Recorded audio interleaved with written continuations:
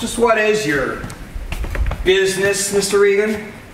You'd like me to answer that now, wouldn't you? Objection, Your Honor. The witness has a right not to answer that question. Sustained. Just what do you do, Mr. Regan, to prospective clients that refuse to pay you protection? I'm legally allowed not to understand what you're talking about. Very well, you don't have to understand, but may I question you as to whether you read newspapers? You may.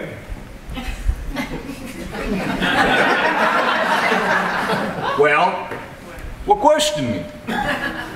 Kindly state whether you read newspapers. Occasionally. Occasionally. So did you happen to read where Mr. James Sutton Vance Jr. refused to pay protection to a certain gangster and his magnificent country home in Westchester was destroyed by an explosion shortly after the guests left? What do you call that, Mr. Regan? A coincidence? A remarkable coincidence, Mr. Flint, just after the guests left. And did you happen to read where Mr. Van Dorn refused to pay protection? We object, Your Honor. Sustained. Irrelevant. Tell us, Mr.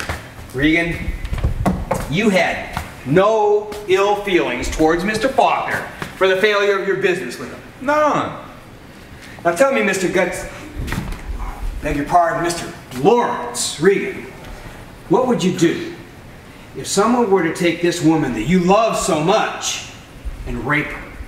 I cut your throat with a dull saw. You would, and yet you expect us to believe that you, Guts Regan, gangster, outlaw, scum of the underworld, would just stand aside with a grand gesture and throw the woman that you wanted into another man's arms? Your Honor, I loved her. Then why did you allow Faulkner to see her after his marriage? I had nothing to say about that. Oh, you two didn't know the blackmail plot over his head. You got any proof for that? Her association with you is the best proof. Objection. How did you kill Faulkner in the penthouse? Objection, Your Honor. Sustained.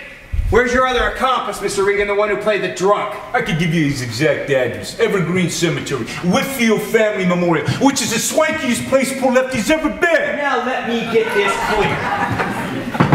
You claim that the man buried in Evergreen Cemetery is Lefty O'Toole, and the man that you found in the burnt plane is Bjorn Faulkner. I've been trying to tell you this. So what's to prove that it isn't the other way around, Mr. Regan? Suppose you did steal O'Toole's body. What's to prove that you didn't stage this fantastic thing yourself? That you didn't plant that plane in that body in New Jersey and then appear with this wild story in a desperate attempt to save your mistress?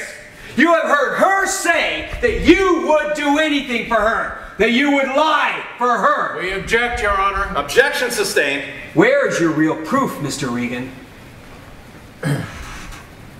Mr. Flint, you're a district attorney. And me, well, you know what I am. We both got a lot of dirty work to do. Such happens to be life for most of it. But do you think that we're both so low that if something passes by us to which one kneels, we no longer have eyes to see it?